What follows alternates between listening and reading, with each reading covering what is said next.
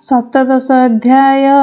सुत उवाच एबे हो शुण मुनि जने हरिचरित शुद्ध मने से प्राची सरस्वती कूले प्रवेश चतुरंग बले से राजा ऋषि परीक्षित तेजे कि विराजे आदित्य तत्क्षणे सरस्वती कूले मिलिले गोमिथुन बेळे देखिले राजरूप धारी लोहार जष्टि करे धरी स्वभावे शूद्रतार देही नटर प्राय सज होई सर्पर प्राये घोर नादे दंड प्रहारे वृषपादे स्वभावे एकई चरण प्रहार करे पुण पुण तार प्रहारे से विकल लोचनु बहे अश्रुजल कंपई महाभये देहि मूत्र पुरीष उत्सर्गई तार प्रहारे धेनु कांदे स्थिर न रहे चारि पादे पादे प्रहारे धेनु पुण लुटई चतुर चरण बत्सा विहीन कृश देहि क्षुधार्थे भोजन इच्छई तार निकटे रथे थाई राजन अलंकृत देहि बार आरोपी धनुर्गुणे गभीर कोमल वचने अनाई वृषभ वदन पुछई प्रहार कारण से दुष्ट पुरुष को चाहि राजन कहे रोष बहि राजा उवाच कह एके बण कारण किंपाई करु प्रहारण काहू अइलु तु पुरुष कह तोहर नाम किस मोर शरण नर लोक एहाकु करु तु निरेख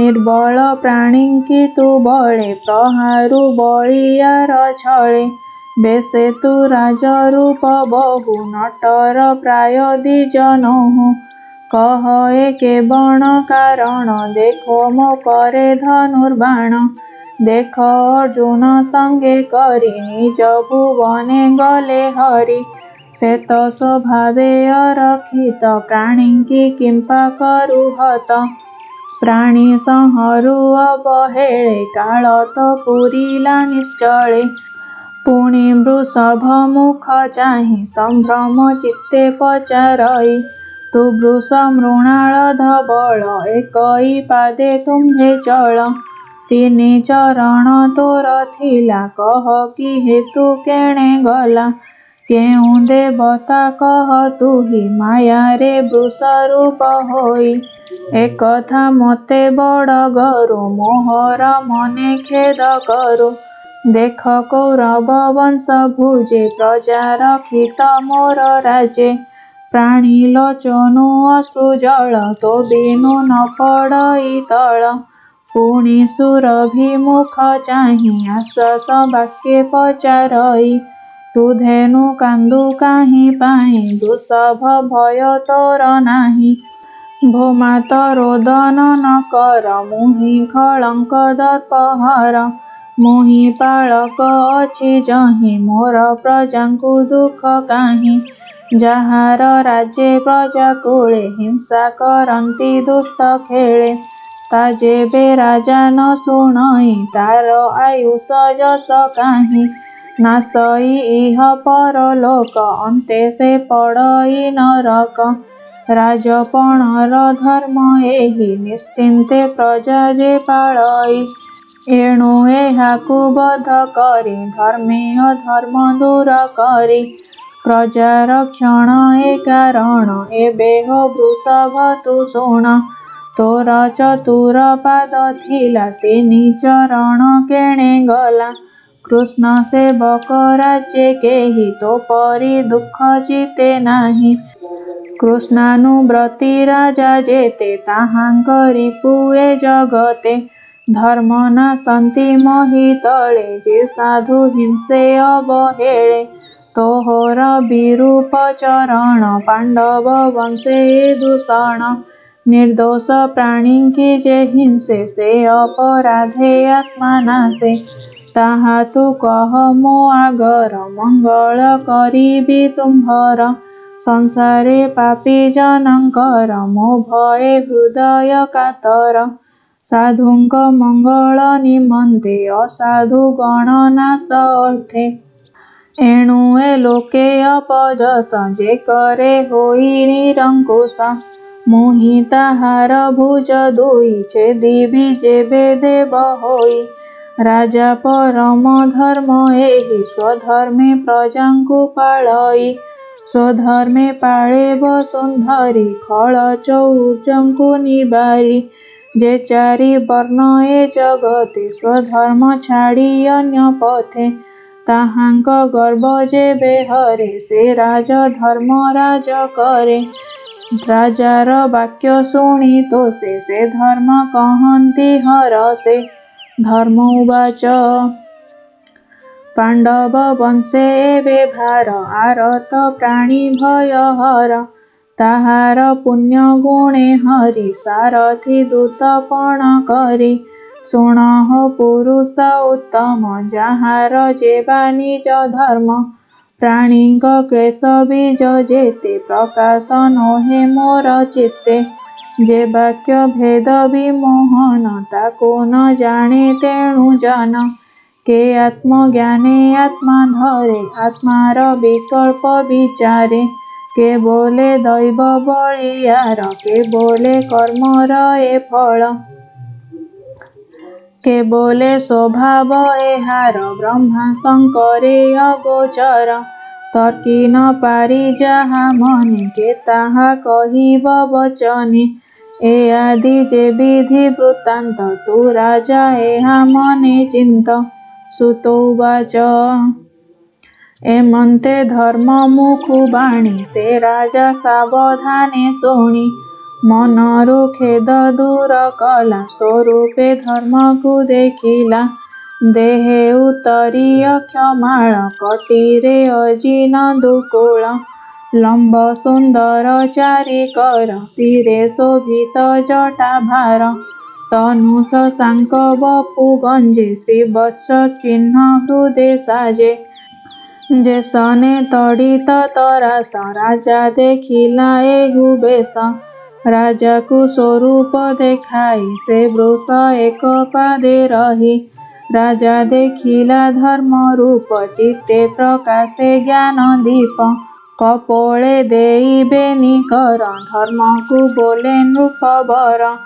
ରାଜା ଉବାଚ ତୁ ଧର୍ମ ଧର୍ମ କଥା କହୁ, ଛଳେ ବୃଷଭ ରୂପ ବହୁ। ଅଧର୍ମ କର୍ମ ଯେ କରଇ, ଯେ ଅବା ତାହା ପ୍ରକାଶଇ। ନରକେ ଗତି ଦୁହିଁଙ୍କର, ଏ ରୂପେ ଶାସ୍ତ୍ରର ବିଚାର। କିବା ଏ ଦେବ ମାୟା ଗତି, କେଜାଣି ବାରେ ଚିତ୍ତେ ଚିନ୍ତି। ମନ ବଚନେ ଅଗୋଚର, ନିଶ୍ଚୟ ବିଚାର ପ୍ରାଣୀର। ତୋହର ଚତୁର ଚରଣ, ପ୍ରଥମ ଯୁଗେ ଆଚରଣ। ତପ ଶୌଚ ଦୟା ସତ୍ୟ, ଏ ଯୁଗ ନନୁରୂପେ କୃତ୍ୟ। ସତ୍ୟର ସଙ୍ଗେ ତପ ଗଲା, ଶୌଚ ତ୍ରେତେୟା ହରିଲା। ଦ୍ୱାପର ଗଲା ଦୟା ସଙ୍ଗେ, ସତ୍ୟ ରହିଲା କଳି ଯୁଗେ। ତପକୁ ଗର୍ବ ନାଶ କଲା, ଶୌଚ ସଙ୍ଗ ସଂହାରିଲା।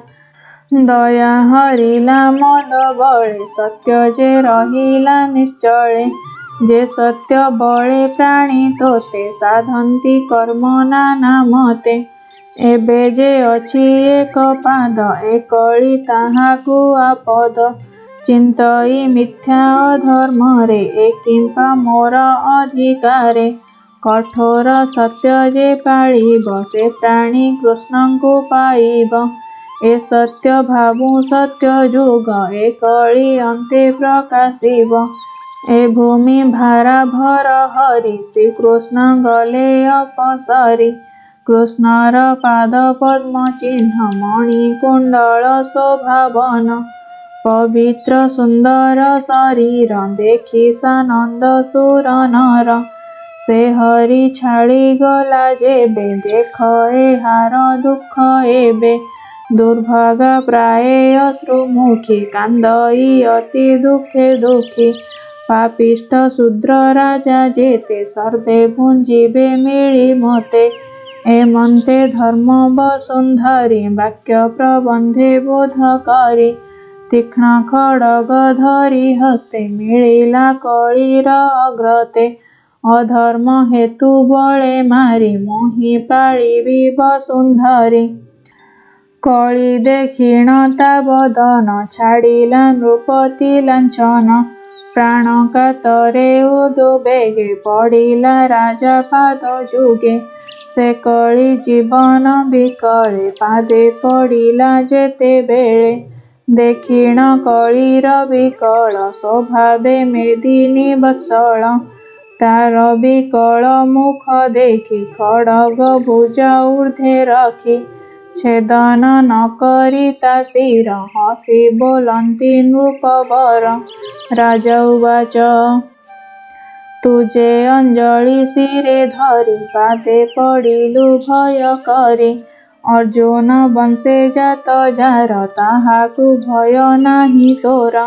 ଅଧର୍ମ ବନ୍ଧୁ ତୁ ସ୍ୱଭାବେ ମୋର ବଚନ ଶୁଣ ଏବେ। ମୋହର କ୍ଷେତ୍ରେ ନ ପଶିବୁ ଯେବେ ତୁ ଜୀବନେ ବଞ୍ଚିବୁ। ତୁ କେହ୍ନେ ଥିବୁ ରାଜଘରେ ଅଧର୍ମ ଯୁଥ ତୋ ସଙ୍ଗରେ।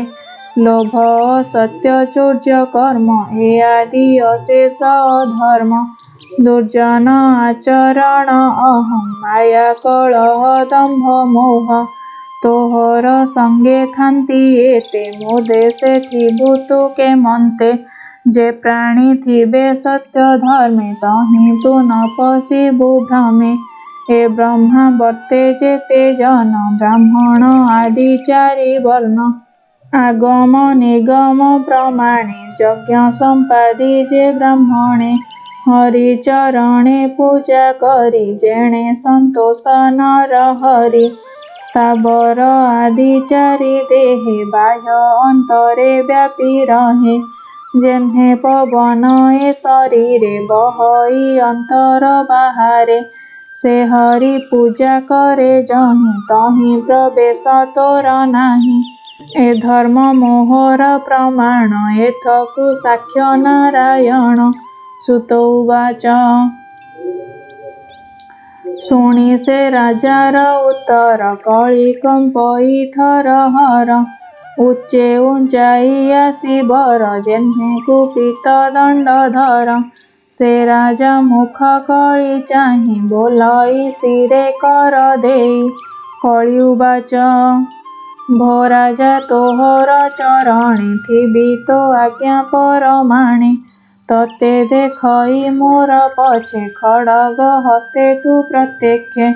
ତୁ ଧର୍ମ ପ୍ରାଣୀଙ୍କର ସାର ବିଚାରି ମୋତେ ସ୍ଥାନ କର। ଯହିଁ ନିଶ୍ଚିନ୍ତେ ଥିବି ମୁହିଁ ତୋହର ଆଜ୍ଞା ଶିରେ ବହି। ସୁତ କହନ୍ତି ଶୁଦ୍ଧ ମନି ଶୁଣ ସକଳ ମୁନି ଜନି। ସୁତ ଉବାଚ କଳି ବଚନ ଶୁଣି ହସି ସନ୍ତୋଷ ଚିତ୍ତେ ରାଜ ଋଷି। ଚାରି ପ୍ରକାରେ ସ୍ଥାନ ଦେଲା ନିତ୍ୟେ ଅଧର୍ମ ଯହିଁ ମେଲା। ଦ୍ୟୁତ କାମିନୀ ମଦ୍ୟପାନ ପ୍ରାଣୀ ମାରଣ ଯେବା ସ୍ଥାନ। ପୁଣି ବୋଲଇ କଳି ଯୁଗ ମୋର ଏ ସ୍ଥାନ ଚାରି ଭାଗ। ଯହିଁ ମୁଁ ଥିବି ନିରନ୍ତରେ ପଞ୍ଚମ ଭାଗ ଦିଅ ମୋରେ। କଳିର ବାକ୍ୟ ଭାଳି ଚିତ୍ତେ ସୁବର୍ଣ୍ଣ ଦେଲା ତାର ହସ୍ତେ। ଏ ପଞ୍ଚ ସ୍ଥାନ ପଞ୍ଚ ଗୁଣ ବ୍ରାହ୍ମଣୀ ସାବଧାନେ ଶୁଣ। ମିଥ୍ୟା ବସଇ ଦ୍ୟୁତ ମଧ୍ୟେ କାମ କାମିନୀ ମଦ ମଧ୍ୟେ।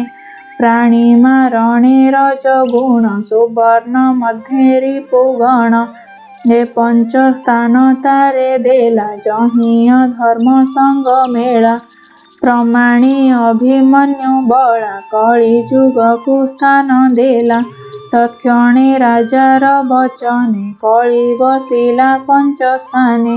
ଏଣୁ ଏମାନଙ୍କୁ ସେବନ ନ କରେ ବିଜ୍ଞ ଯେଉଁ ଜନ। ସେ ଧର୍ମଶୀଳ ଯେହ୍ନେ ମେରୁ ସ୍ୱଭାବେ ଲୋକପତି ଗୁରୁ।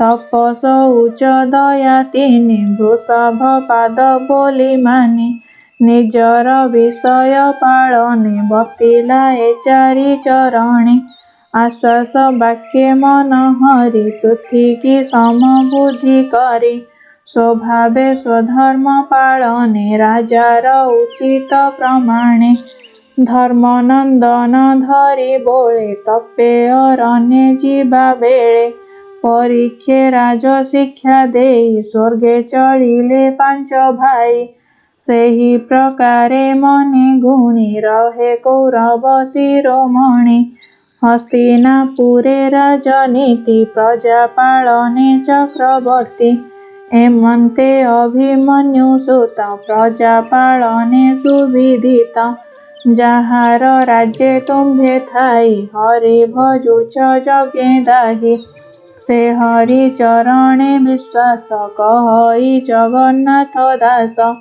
ଇତି ଶ୍ରୀମଦ୍ଭାଗବତେ ମହାପୁରାଣେ ପାରମହଂସ୍ୟାଂ ସଂହିତାୟାଂ ପ୍ରଥମ ସ୍କନ୍ଧେ କଳି ନିଗ୍ରହ ନାମ ସପ୍ତଦଶ ଅଧ୍ୟାୟ।